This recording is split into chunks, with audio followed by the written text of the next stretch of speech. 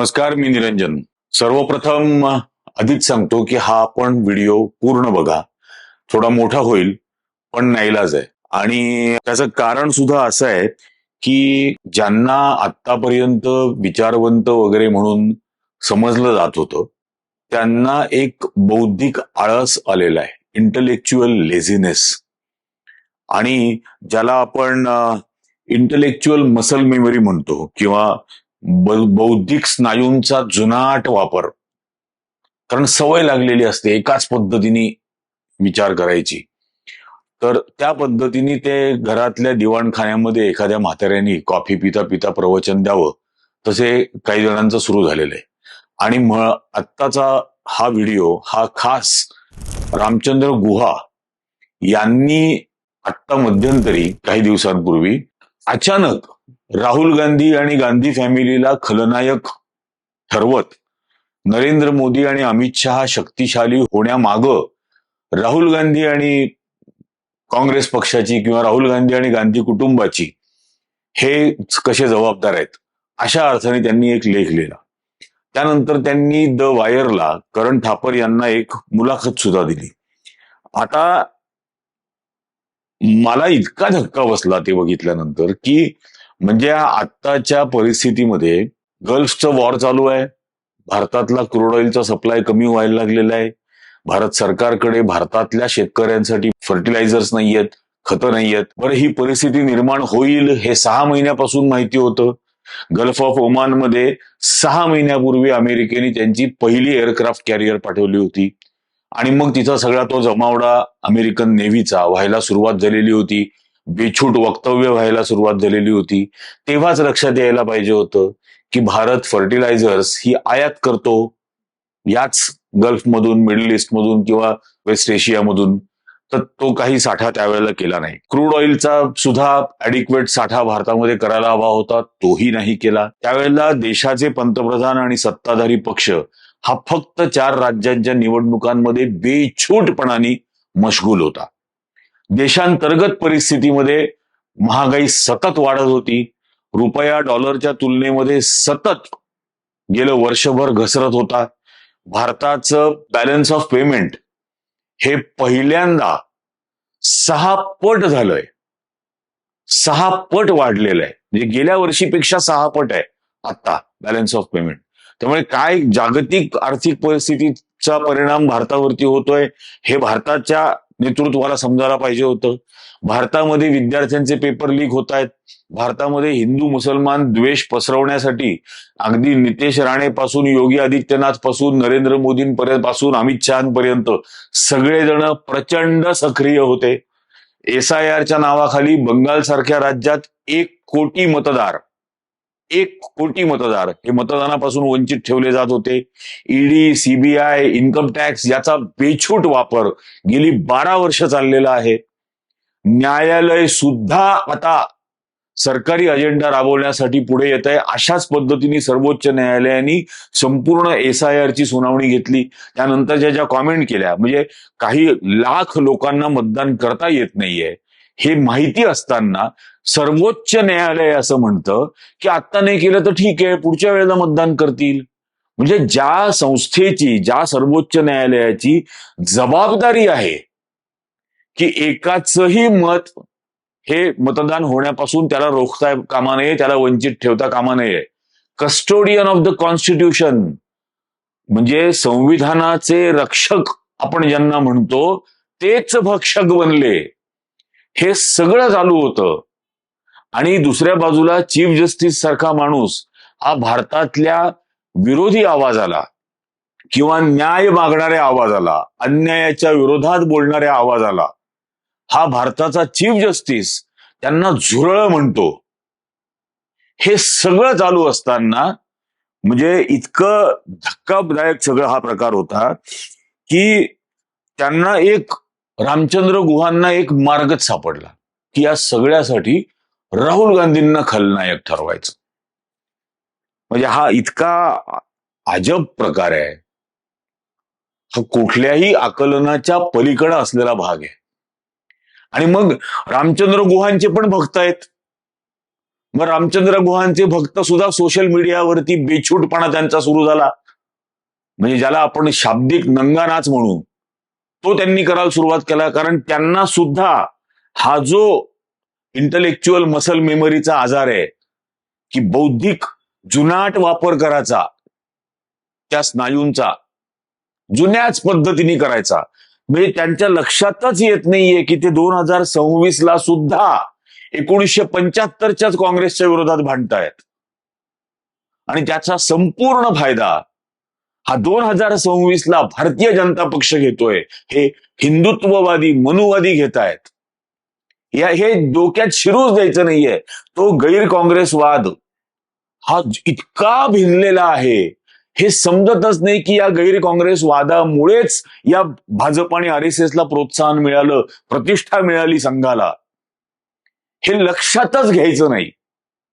आणि मग रामचंद्र गुहांच्या या सगळ्या बौद्धिक आळसाबद्दल, इंटलेक्च्युअल लेझिनेस, एखाद्या थेरड्यानी, म्हणजे आता मी म्हातारा म्हटलं होतं, पण एखाद्या थेरड्यानी त्याच्या दिवाणखान्यात बसून कॉफी पिता पिता एखादं रटाळ प्रवचन द्यावं, त्याप्रमाणे परत त्यांनी तेच सगळं केलं.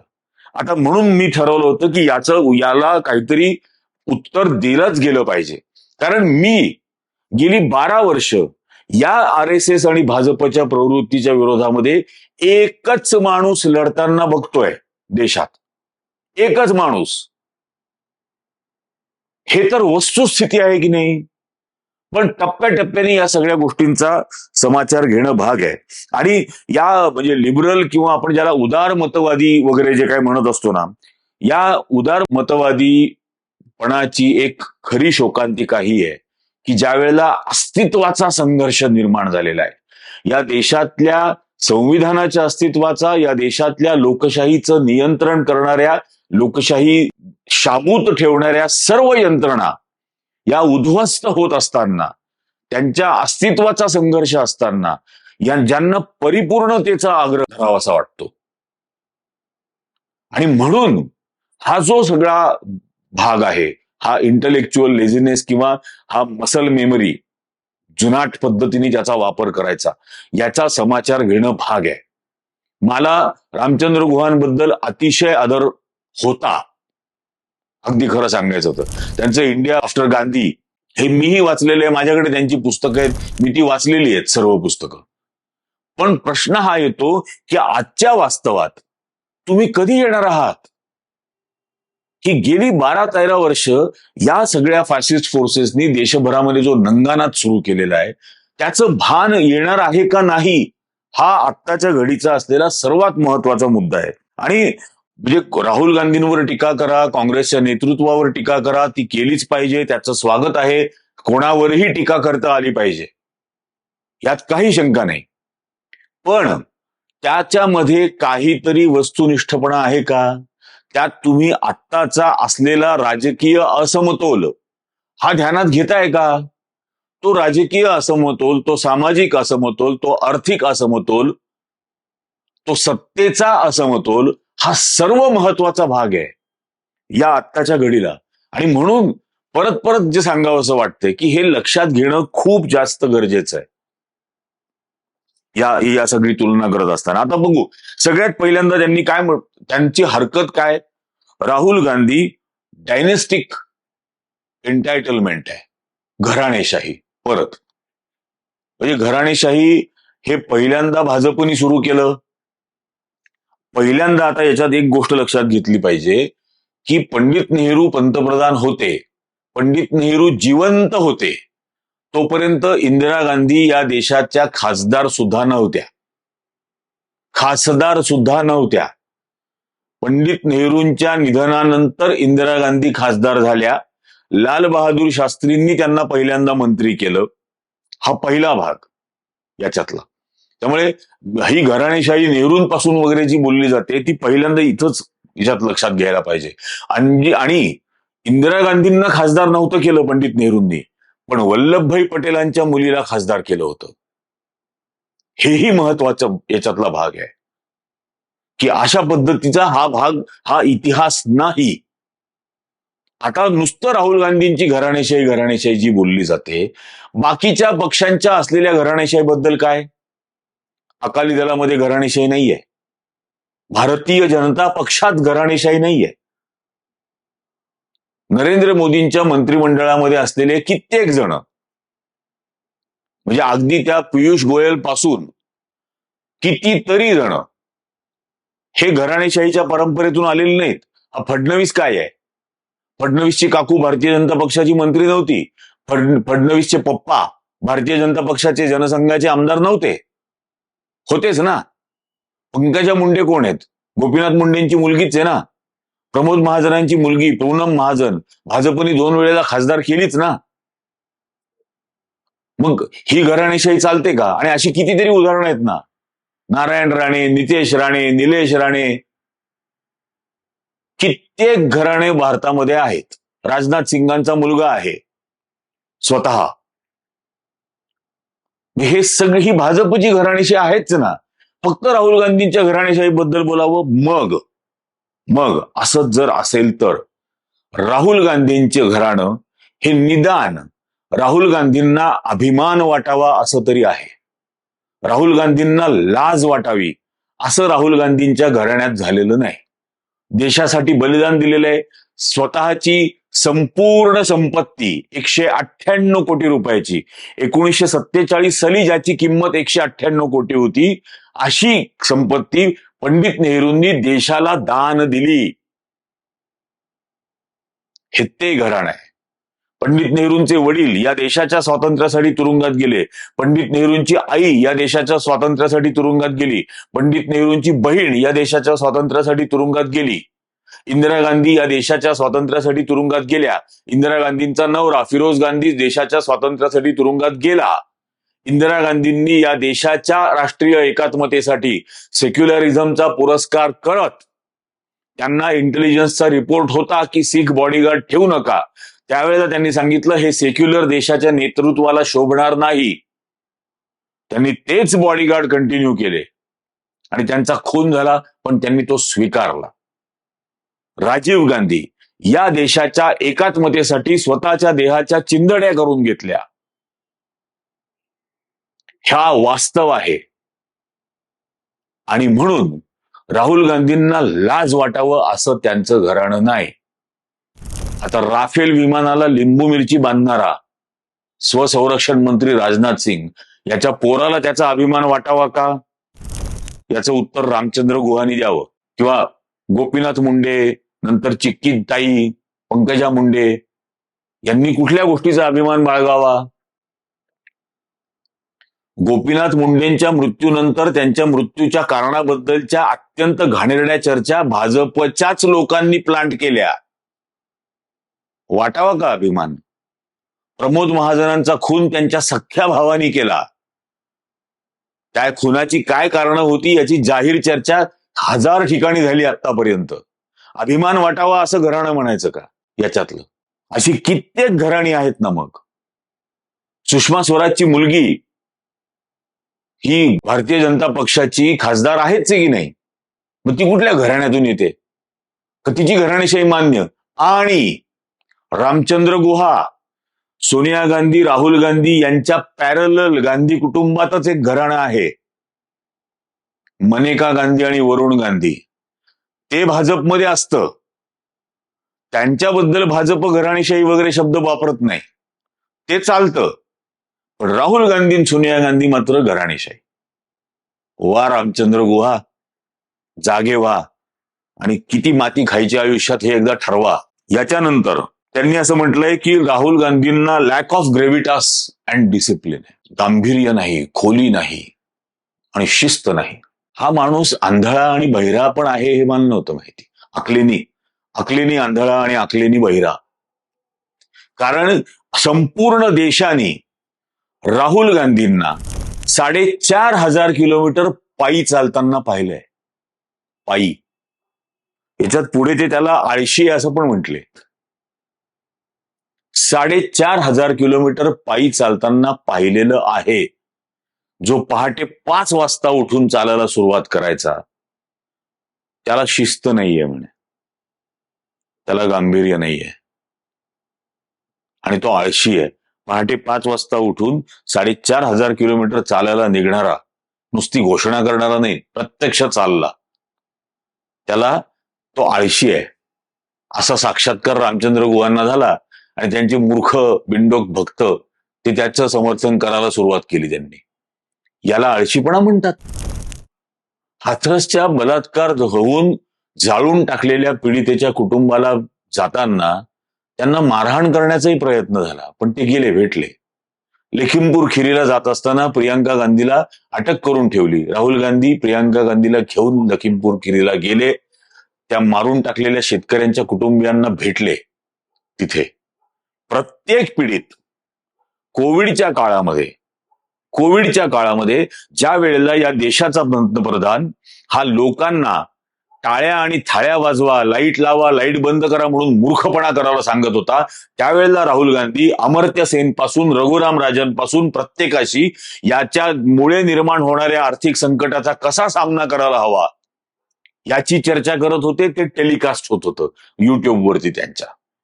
ते पायी परत निघालेल्या रस्त्यावरती चालत असणाऱ्या मजुरांना भेटायला जात होते. हे होत होतं. नोटबंदीच्या वेळेला या नोटबंदीचा परिणाम या देशातल्या अनऑर्गनाइज सेक्टरवरती होणार आहे. 92% अनऑर्गनाइज सेक्टरवरती किती भयंकर परिणाम होईल हेही त्यांनीच सांगितलं होतं. कोविडच्या वेळेला सुद्धा त्यांनीच सांगितलं होतं की याच्यामुळे किती संकट येणार आहेत. ज्या पद्धतीने जीएसटीचे 4-5 स्लॅब करून अंमलबजावणी केली, मध्यरात्री घोषणा केली, शासनाची कोणतीही पूर्वतयारी नसताना केली, तेव्हाच त्यांनी सांगितलं होतं की यांनी लघु आणि मध्यम उद्योग आणि व्यापारी हे नष्ट होतील, उद्ध्वस्त होतील. तेच पुढे घडत गेलं. या सगळ्याबद्दलचे प्रश्न आणि जाब खरं तर नरेंद्र मोदीला विचारायला पाहिजे होता. त्याच्याऐवजी हे प्रश्न विचारणाऱ्या राहुल गांधीलाच हा रामचंद्र गुहा विलन ठरवतो, खलनायक ठरवतो. म्हणून मी त्याला असाच शब्द वापरला की एका थेरड्याने दिवाणखान्यात कॉफी पिता पिता दिलेलं अत्यंत रटाळ प्रवचन, त्याच्या पलीकडे त्याला काही खरं किंमत द्यायला नको. पण त्यांचा भक्त संप्रदाय लगेच सुरू झाल्यामुळे अशा पद्धतीने त्याचं उत्तर देण्याची वेळ आली. बाकी काही नाही. Organisational decline. राहुल गांधींच्या काळामध्ये त्यांचं म्हणणं की काँग्रेस पक्ष खालावला. 2013 साली काँग्रेस पक्षात काहीतरी 14 राज्यांमध्ये सरकार होतं. आता फक्त 5च राज्यांमध्ये सरकार आहे. हो, आहे ना, 5च राज्यांमध्ये सरकार आहे. कदाचित एकाच राज्यात राहील, कदाचित एकाही राज्यात राहणार नाही. मग अटल बिहारी वाजपेयी 1952 ते 1996 44 वर्ष भारतीय जनता पक्ष आणि RSS आणि जनसंघ सर्व निवडणुका देशातल्या हरत होता. सर्व प्रकारच्या कुलगडण्या करून पाहिल्या या 44 वर्षात, पण देशात सत्ता नाही येऊ शकली. मग अटल बिहारी वाजपेयी खलनायक आहेत, नालायक आहेत, अडवाणी नालायक आहेत, विजयराजे सिंधिया नालायक होत्या, दीनदयाळ उपाध्याय हे नालायक होते, श्यामाप्रसाद मुखर्जी नालायक होते, असं बोलता का? असं बोललं कोणी? 44 वर्ष सातत्याने निवडणुका हरत होते, पण या भाषेत कोणी त्यांना बोललं नाही की तुम्ही नालायक आहात, तुम्ही अपात्र आहात, तुम्ही आळशी आहात, तुम्हाला गांभीर्यच नाहीये. प्रश्न हे कायम सत्तेलाच विचारले गेले. कुठल्याही गोष्टीबद्दलचे प्रश्न आणि सत्तेलाच प्रश्न विचारणं हे गरजेचं असतं. Talking truth to the power आणि questioning the people in power, हीच दोन महत्वाची गोष्ट असतात. त्यामुळे भारतीय जनता पक्षाच्या जनसंघाच्या 44 वर्षाच्या अपयशाकडे वर कोणीही थुकलं नाही किंवा टीका केली नाही, कोणी नाही. आता काय ऊर आलेला आहे. 2 निवडणुका राहुल गांधींच्या नेतृत्वात लढल्या गेल्या, 2019 आणि 2024. 2019 ची निवडणूक ही राफेलच्या नॅरेटिव्हवरती. राहुल गांधी जाहीर सभांमध्ये चौकीदार असं म्हटले की लाखोचा समुदाय ओरडायचा चोर है. पण पुलवामा मधल्या 42 जवानांच्या सैनिकांच्या बलिदानावरती मतं मागितली. सैन्यातल्या बलिदानाचा वापर आजपर्यंत एकदाही निवडणुकीमध्ये एकाही पक्षाने केला नव्हता.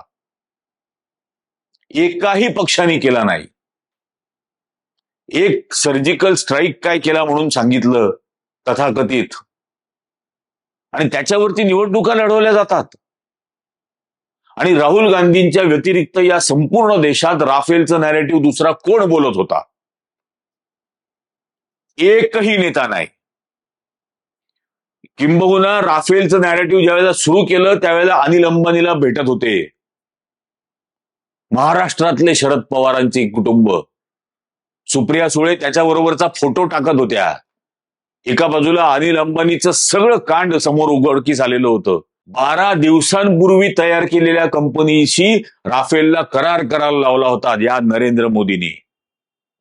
आणि भारत सरकारच्या HALचा हक्क छिनवून त्या अनिल अंबानीच्या कंपनीला दिला होता. काय बोलले होते का गुहा त्यावेळेला? का गुहेत जाऊन बसले होते? तोच एकटा भांडत होता, लढत होता. 2014ला भारतीय जनता पक्षाचं सरकार आलं. 42 खासदार होते काँग्रेसचे फक्त. आणि सर्वात पहिले land acquisition बिलातले amendment Bharatiya Janata पक्षाने आणली. आणि तेव्हा राहुल गांधी असेच शेकडो किलोमीटर अनेक शेतकऱ्यांना भेटायला गेले. आणि सरकारला लँड ॲक्विजिशन बिल प्रचंड बहुमत असताना मागं घ्यावं लागलं नरेंद्र मोदीच्या सरकारला, 42 खासदार असताना. हे रामचंद्र गुहा विचारतात. दुसऱ्या बाजूला काँग्रेस 13 राज्यांवरून आता 5 राज्यांवरती आलेली आहे म्हणतात. मग आधी मी जसं सांगितलं, भाजप 44 वर्ष निवडणुका हारत होती. आणि आता भारतीय जनता पक्ष किंवा नरेंद्र मोदी निवडणुका जिंकण्यासाठी enforcement directorate, CBI, income tax, संपूर्ण देशातला मीडिया, मेनस्ट्रीम मीडिया यांना गुलाम करून, यांचा यथेच्छ वापर करून, निवडणूक आयोगाबरोबर युती करून, मतदारांची चोरी करून, EVMचं मॅनिप्युलेशन करून या निवडणुका जिंकतोय. हे जिंकत असताना विरोधी पक्ष तोडणं, विरोधी पक्ष फोडणं, त्यांचे पक्षाचं नाव चोरणं, त्यांचे पक्षाचं चिन्ह चोरणं, हे सगळं करून निवडणुका जिंकतोय. हे लक्षात घ्या. त्यामुळे या 12 वर्षामध्ये झालेल्या राज्यांमधल्या किंवा देशातल्या निवडणुका या पूर्णपणे राजकीय, सामाजिक, आर्थिक असमतोलाच्या आहेत. कोणीही अशा यंत्रणांचा असा बेछूट गैरवापर कधीही केलेला नव्हता. कधीही नाही. अगदी वाजपेयींनी सुद्धा नाही केला, मोरारजी देसाईंनी सुद्धा नाही केला, चरण सिंगांनी पण नाही केला, चंद्रशेखरांनी पण नाही केला, देवेगौडांनी पण नाही केला, IK गुजरालांनी पण नाही केला, विश्वनाथ प्रताप सिंगांनी पण नाही केला. यंत्रणांचा गैरवापर करून निवडणुका लढणं. आणि सत्तेत आल्यानंतर हे काय करतात? 2014ला भारतीय जनता पक्ष सत्तेत आला होता. 272 स्वतःची मेजॉरिटी होती, शिवाय NDA अलायन्स होता. त्याच्यानंतर 300 जागा मिळाल्या 2019ला भारतीय जनता पक्षाला, आणि NDAला 350च्या आसपास मिळाल्या. केलं काय या देशात? फक्त द्वेष, धर्माधर्मातला द्वेष, जातीजातीतला द्वेष, प्रत्येक माणसाला असुरक्षित करून ठेवलं. तो रस्त्यावरती भाजीपाला विकणारा भाजीवाला असो, का पेपर विकणारा पेपरवाला असो, का एखादा उद्योजक असो, प्रत्येक जण असुरक्षित करून ठेवला या देशातला. या देशातल्या मुख्य मीडियामधले, मेनस्ट्रीम मीडियामधले पत्रकार लाचार करून ठेवले. उमर खालिद, शर्जील इमाम सारखे विद्यार्थी ज्यांनी PhD मिळवली, हा नालायक तर स्वतःची डिग्री पण दाखवू शकत नाहीये, पण ज्यांनी PhD मिळवली ते तुरुंगात टाकलेले आहेत. गेली 5 वर्ष तुरुंगात आहेत. 5 वर्ष. चार्जशीटच नाही. कोणीही इंटेलेक्च्युअल्स त्यांना सरळ अर्बन नक्षल म्हणायचं तुरुंगात ठेवलं. काय झालं भीमा कोरेगावला? 82 वर्षाचे स्टॅन स्वामी, 82 वर्षाचे फादर स्टॅन स्वामी, त्यांना पार्किन्सन्सचा आजार होता, हात थरथरायचा, ग्लास पाण्याचा धरून पाणी पिता यायचं नाही, पाणी सांडायचं, म्हणून कागदाचा स्ट्रॉ मागितला पाणी प्यायला. तो सुद्धा या नालायक सरकारने दिला नाही. फादर स्टॅन स्वामी तुरुंगात तडफडून मेले.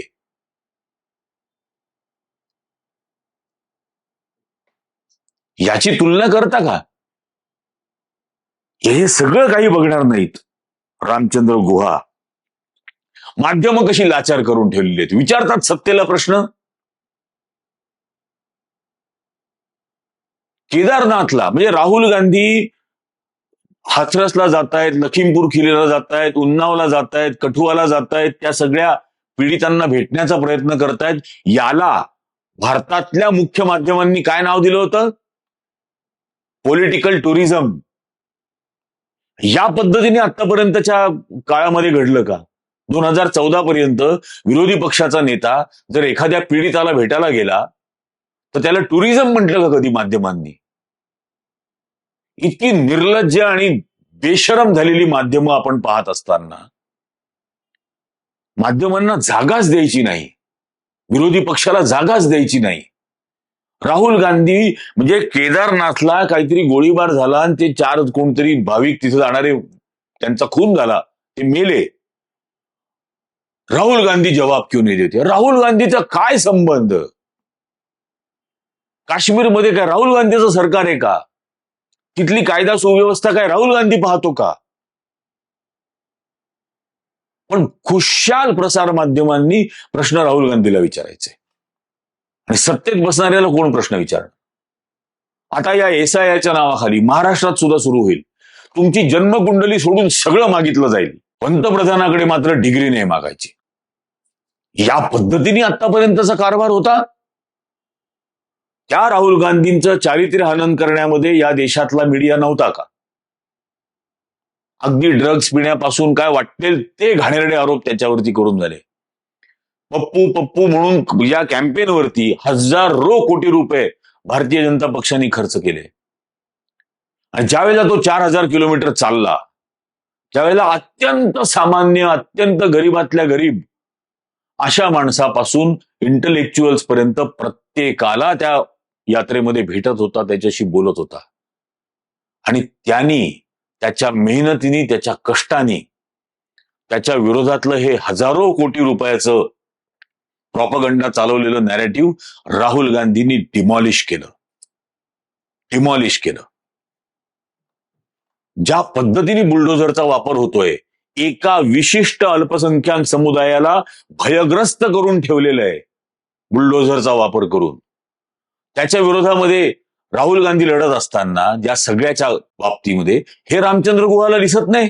हे अशा पद्धतीने आणि अत्यंत हास्यास्पद आणि धक्कादायक कॉमेंट त्यांची की राहुल गांधींकडे अनुभव काय आहे? कशाच्या आधारावर असं म्हणायचं की उद्या गल्फमधलं वॉर ते थांबवतील का? या मोदीकडे काय अनुभव होता? आंतरराष्ट्रीय समस्या हँडल करण्याचा? काही नव्हता. तरी उरावर घेऊन बसलोय ना. गल्फ वॉर सुरू होण्याच्या 24 तास आधी हा माणूस इस्रायलला जाऊन बसला होता. हे रामचंद्र गुहाला दिसत नाही.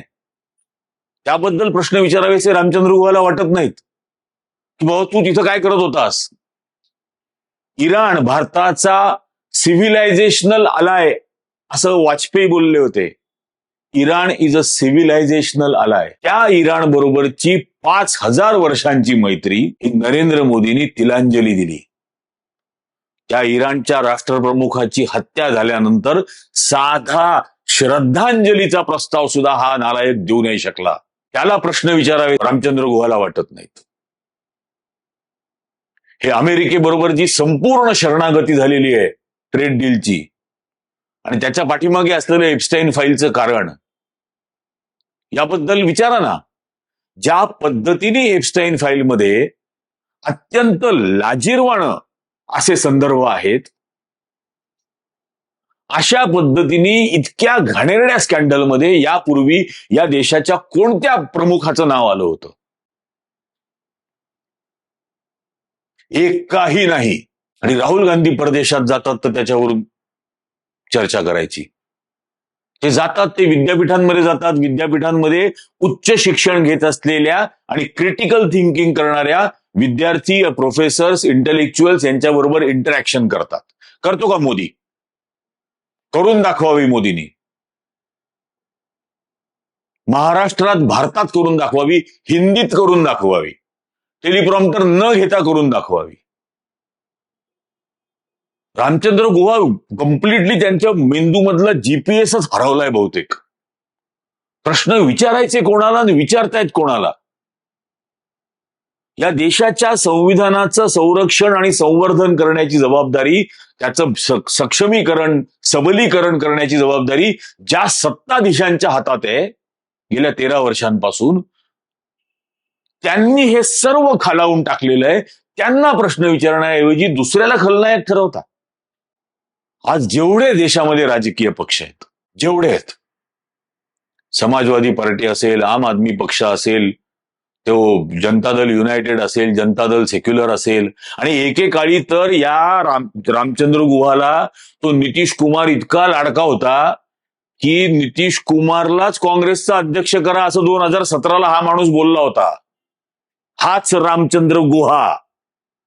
आणि आता त्या नितीश कुमारने जेव्हा शेण खाल्लं तेव्हा नितीश कुमारचं समर्थन करत होतो याची मला आता लाज वाटते, असं का नाही बोलू शकत रामचंद्र गुहा? बोलावं ना. जनता दल युनायटेड, जनता दल सेक्युलर, ते देवेगौडांची काल रिटायर झाले, राज्यसभेचं तिकीट पण नाही दिलं भाजपनी. भारताच्या माजी पंतप्रधान देवेगौडांना फाट्यावर मारून दिलं. 35-40 वर्षाचा युतीमधला असलेला पक्ष, मित्र पक्ष शिवसेना गिळून टाकला भाजपने. त्याच्याबद्दल कोण प्रश्न विचारेल? ही जबाबदारी वाटत नाही या सो कॉल्ड लिबरल्सला? खुशाल या सर्व शक्तींच्या विरोधामध्ये संघाचं नाव घेऊन लढणारा एकच नेता असताना तुम्ही त्यालाच खलनायक म्हणून रंगवायला निघता. म्हणजे आता ही जी सगळी जागतिक आणि देशांतर्गत परिस्थिती निर्माण झालेली आहे, या परिस्थितीवरून लक्ष वळवण्यासाठी म्हणून राहुल गांधींना विलन म्हणताय आता का? भारतीय जनता पक्षाचा हा जो सतत अजेंडा राहिलेला आहे, जी स्ट्रॅटेजी राहिलेली आहे, की जेव्हा जेव्हा भारतीय जनता पक्षाच्या विरोधामध्ये असंतोष उफाळून येतो त्या वेळेला तो असंतोष तुकड्या तुकड्यांमध्ये त्याला विभागून टाकलं जातं. मग कधी आम आदमी पक्षाला आणलं जातं, मग आम आदमी पक्ष गुजरातमध्ये जाऊन निवडणूक लढवतो, गोव्यात जाऊन निवडणूक लढवतो. तृणमूल काँग्रेस गोव्यात जाऊन निवडणूक लढवली. हे अनुभव आलेले आहेत ना. आता कॉक्रोच कडून तोच धोका असणार आहे का हे बघायचं आहे. म्हणून मी कालचा जो व्हिडिओ केला होता तो सावधगिरीचा इशारा दिला होता. आंधळेपणा करू नका इतकंच माझं त्यातलं म्हणणं होतं. कारण त्याचं समर्थन करणारे पुन्हा तेच सगळे कलाकार दिसायला लागले होते ज्यांनी आधी 13 वर्षापूर्वी वाट लावली या देशाच्या लोकशाहीची, आणि त्याची लाजही त्यांना वाटत नाही.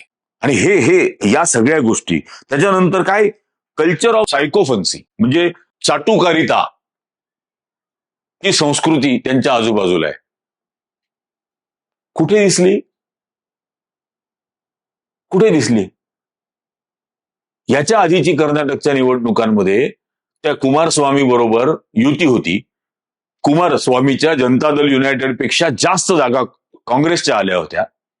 तरीही कुमारस्वामीला मुख्यमंत्रीपद राहुल गांधींनी दिलं. यात कुठल्या चाटुकारांचा सल्ला होता? दिग्विजय सिंग आणि कमलनाथ हे मध्य प्रदेश मधले 2 दिग्गज नेते असताना एका अत्यंत साध्या, अत्यंत सामान्य कुटुंबातून आलेल्या गांधीवादी मीनाक्षी नटराजनला राज्यसभेची उमेदवारी दिली, जी स्वतःच्या हातांनी कातलेल्या सुताचेच कपडे घालते, इतकी गांधीवादी ती आहे. तिला दिलं का? कुठल्या चाटुकाराला का नाही दिलं? तिथं कर्नाटकामध्ये ज्यांनी रस्त्यावरती उतरून संघर्ष केला त्या डी.के. शिवकुमारच्या हातामध्ये आता मुख्यमंत्रीपद कर्नाटकचं. काय प्रॉब्लेम काय आहे या माणसाचा? केरळचा मुख्यमंत्री म्हणजे के.सी. वेणुगोपालपासून रमेश चेन्निथालापासून सगळे प्रस्थापित काँग्रेसचे नेते तिथं प्रयत्न करत असताना मुख्यमंत्री पदासाठी ज्यांनी 5 वर्ष 10 वर्ष विरोधी पक्षनेता म्हणून काम केलं, रस्त्यावरती संघर्ष केला, रस्त्यावरच्या काँग्रेसच्या कार्यकर्त्याला पाठबळ दिलं, त्या सतीशनला मुख्यमंत्री केलं. कुठला पॅराशूटने आलेला नेताने मुख्यमंत्री केला तिथं. आणि हा म्हणतो चाटुकार. 2015 साली नरेंद्र मोदी 14ला पंतप्रधान झाल्यानंतर मी द वीक मॅगझिन साठी एक स्टोरी केली होती, in the footsteps of Mahatma. कारण 1915 साली गांधीजी साऊथ आफ्रिकेहून परत आल्यानंतर 2015 साली त्यांच्या परत येण्याला 100 वर्ष होत होती. म्हणून 100 वर्षानंतरचा भारत कसा विचार करतो हे शोधण्यासाठी म्हणून मी त्याच पद्धतीने तसंच जनरल क्लास कंपार्टमेंटनी 17,432 किलोमीटर प्रवास केला होता, जसा गांधीजींनी भारतभर केला भारत समजून घेण्यासाठी, तसाच केला होता. ती बातमी प्रसिद्ध झाली, तो अंकच प्रसिद्ध झाला, in the footsteps of Mahatma. आणि तो प्रसिद्ध झाल्यानंतर एक दिवशी मुंबईमधल्या ऑफिसमध्ये बसलेलो असताना मला एक फोन आला आणि पलीकडच्या माणसाने म्हटलं की हॅलो, मी राहुल गांधी बोलतोय. मी म्हटलं बरं बरं असं म्हणून मी ठेवून दिला. मला असं वाटलं कोणीतरी माझी मजाक करतंय, चेष्टा करतंय. परत दुसऱ्यांदा आला, मी सच में राहुल गांधी बोल रहा हूं. मी परत ठेवून दिला. पुन्हा तिसऱ्यांदा फोन आला की मैंने आपकी स्टोरी पढ़ी और मुझे आपसे मिलना है. तरी मला खरं नव्हतं वाटलं. तर म्हटलं अच्छा ठीक आहे. ते मला म्हटले तुम्ही उद्या येऊ शकता का? मी म्हटलं नाही येऊ शकत. म्हणजे का बरं? तर म्हटलं कारण आता शेवटची ट्रेन निघून गेली, आता मी नाही येऊ शकत. संध्याकाळी 7-8 वाजताची गोष्ट होती. मग ते म्हटले मी तिकीट पाठवतो, पण मला तुम्ही ही जी बातमी करण्यासाठी ज्या लोकांना भेटलात वगैरे ते सगळे अनुभव मला ऐकायचेत. तर उद्या तुम्ही याल का? मी तिकीट पाठवतो. मग दुसऱ्या दिवशी मी भेटायला गेलो. मी भेटायला गेलो तेव्हा एका छोट्याशा खोलीमध्ये 4-5 जण बसू शकतील अशा टेबलवरती मला नेऊन बसवलं तिथं खोलीत. पाठीमागून नंतर 2 मिनिटांनी राहुल गांधी आले. 50 रुपयाचा टी शर्ट घातला होता आणि एक ट्रॅक पॅन्ट. आणि आल्या आल्या मला भेटले, मला हात मिळवला, मला म्हणे hello I am Rahul Gandhi. तुम्ही म्हटलं ऑफकोर्स आय नो यू. त्यानंतर आम्ही बोलायला लागलो. त्यावेळेला सुरुवातीला मी 2 वेळेला सर म्हटलं. तेव्हा ते मला म्हटले की मला राहुल म्हण किंवा राहुल भैया म्हणा, मला सर म्हणू नका. तर मी म्हटलं की नाही, मी हात ज्या वेळेला मिळवला त्यावेळेला मला असं वाटलं की आपण पंडित नेहरूंच्या लेगसीशी हात मिळवतोय. ते म्हणे नाही, त्या पद्धतीचा सन्मान मला अजून कमवायचा आहे. हा माझा पहिला त्यांच्याबरोबरचा अनुभव. ज्याच्या घरामध्ये 3 पंतप्रधान झाले, ज्याच्या घरामध्ये या देशातलं संपूर्ण राजकारण, या देशाचं जगातलं राजकारण घडलं, ज्याच्या घरातल्या 3 जणांनी देशासाठी बलिदान दिलं, तो इतका साध्या पद्धतीने येतो आणि स्वतः हे म्हणतो की त्या पद्धतीचा सन्मान मला अजून कमवायचा आहे. रामचंद्र गुहांचा काय प्रॉब्लेम आहे मला माहित नाही, पण अजिबात चाटुकार बिटुकार असला फालतूपणा हा ऍटलिस्ट राहुल गांधींच्या आजूबाजूला नाहीये हे मला माहिती आहे. कारण त्यानंतर मी काही राजकीय पक्षाचा सदस्य नाही, पदाधिकारी नाही, मी काहीच नाहीये. त्यानंतर मी जवळजवळ 36 वेळेला भेटलो. भारत जोडो यात्रेत त्यांनी मला फोन करून बोलावून घेतलं होतं देगलूरला, नांदेडमध्ये ज्या वेळेला येणार होते 8 नोव्हेंबरला. त्यामुळे ही चाटुकारिता तर मी पाहिलेली नाही. रामचंद्र गुहांचं दुखणं काहीतरी वेगळंच आहे आणि ते काय आहे हे त्यांनी जितक्या पटकन सांगितलं जाईल तितकं ते त्यांच्यासाठी बरं असेल. नाहीतर काय या फ्रस्ट्रेशन मध्ये हे असंच काहीतरी करत राहतील. आता हे सगळं होत असताना, या निवडणुकांबद्दल अपयश वगैरे बोलत असताना, मतदारांमध्ये झालेल्या परिवर्तनाबद्दल रामचंद्र गुहा काही बोलतात का? मतदारांमध्ये इतक्या प्रचंड मोठ्या प्रमाणावरती अंधश्रद्धा, द्वेष, बाबाबुवाबाजी हे इतकं वाढलेलं आहे. मतदारांचा गेल्या 12 वर्षातला या देशाच्या व्यवस्थेवरचा, या देशातल्या न्याय व्यवस्थेवरचा विश्वास उडालेला आहे. मतदारांचा स्वतःच्या कष्टाला फळ मिळेल या गोष्टीवरचा विश्वास उडालेला आहे. इंजिनिअरिंग केलं, आर्किटेक्चर केलं, नोकऱ्या मिळत नाहीयेत. नोकऱ्या नाही मिळत आहेत. जितके कष्ट करू तेवढा पगार मिळत नाहीये. स्टॅटिस्टिक्स 12 वर्षातले काढून पहा. पगारदार नोकरांचं प्रत्यक्ष रिअल इन्कम हे कमी झालंय, वाढलेलं नाहीये 12 वर्षात. लोकांची सेव्हिंग्ज 2014ला जेवढी होती त्या प्रमाणात आता कमी झालेली आहेत. आणि ही जी फॅसिस्ट सत्ता आहे, या सत्तेनी हे डिझाईननी हे केलेलं आहे की लोकांचा व्यवस्थेवरचा विश्वास उडेल, लोकांचा न्यायावरचा विश्वास उडेल. फार पूर्वी 2014च्या आधी एखाद्या गरीबावरती एखाद्या श्रीमंतांनी अन्याय केला तर तो गरीब त्याला म्हणायचा, तुला कोर्टात बघून घेईन. आता त्याची हिंमत नाही असं बोलायची, कारण कोर्टात बघून घेईल म्हटल्यानंतर कोर्टात न्यायच मिळेल याची बिलकुल खात्री वाटत नाही. स्वतःच्या कष्टावरचा विश्वास उडाला, कारण जेवढे कष्ट करतो तेवढं त्याचं फळ मिळतच नाहीये, न्याय मिळणार नाहीये. मग तो माणूस हा दैववादी होतो. मग तो अंधश्रद्धा, बाबाबुवा, नवस, उपास तापास अशा फालतू गोष्टी करायला लागतो. आणि ते करण्यामध्ये या हिंदुत्ववाद्यांचा फायदा आहे. त्यामुळे मतदारांमध्ये घडलेल्या या परिवर्तनाबद्दल हे विद्वान रामचंद्र गुहा त्यांचं तोंडही उघडत नाहीत. राजकीय परिवर्तन तर झालेलीच आहेत. जनता दल युनायटेड अशी नरड्याला पकडून भाजपने ताब्यात घेतली बिहारमधली. मुख्यमंत्र्याला उचलून आणलं दिल्लीला, नितीश कुमारला अमित शहाने विमानात घालून. मुख्यमंत्रीपदाचा राजीनामा द्यायला लावला आणि राज्यसभेचा अर्ज भरायला लावला. महाराष्ट्रात शिवसेनेचं काय केलं हे सगळ्यांना माहितीये. राष्ट्रवादीचं काय केलं सगळ्यांना माहितीये. आणि त्या सगळ्यांचे खरे चेहरे उघडकीस आले. सगळ्यांचे, अगदी छगन भुजबळांसारख्या माणसाचे सुद्धा. म्हणजे पांडुरंग गायकवाडांपासून हरिनरक्यांपर्यंतच्या सगळ्या संस्कारांवरती पाणी फिरलं. राज्यसभेचं तिकीट द्या, पण विधानसभेचं तिकीट माझ्याच पुतण्याला मिळालं पाहिजे आणि मंत्रीपद सुद्धा, कॅबिनेट मंत्रीपद त्यालाच दिलं गेलं पाहिजे. कार्यकर्ता नाही आठवला.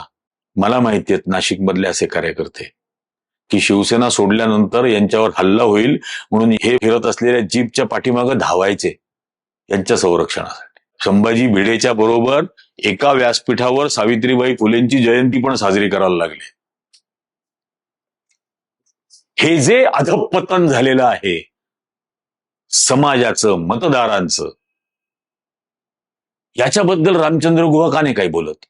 का यालाही खलनायक राहुल गांधीच? एप्स्टीन फाईलमध्ये नरेंद्र मोदीचं नाव आलं. एप्स्टीन फाईलमध्ये हरदीप सिंग पुरीचं नाव आलं. हरदीप सिंग पुरीच्या मुलीनी एप्स्टीन कडून काय 1000 कोटी रुपये घेतले. अनिल अंबानी एप्स्टीनला अमुक पद्धतीची मुलगी पाहिजे म्हणून ईमेल पाठवायचा.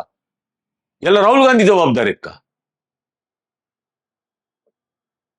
चीन को लाल आग दिखाएंगे म्हणणारा नरेंद्र मोदी, त्या चीननी भारताची ताब्यात घेतलेली जमीन असून सुद्धा ना कोई घुसा है ना घुसा था असं म्हणतो. त्याला काय राहुल गांधी जबाबदार आहेत? त्या मेलोनीला टॉफीज वाटायला फिरला. म्हणजे इथं सोनिया गांधींचा द्वेष करायचा, इटालियन इटालियन इटालियन म्हणून, आणि तिकडे इटालीच्या पंतप्रधानाला टॉफीज घेऊन जायच्या मेलडीच्या. याला राहुल गांधी जबाबदार आहे?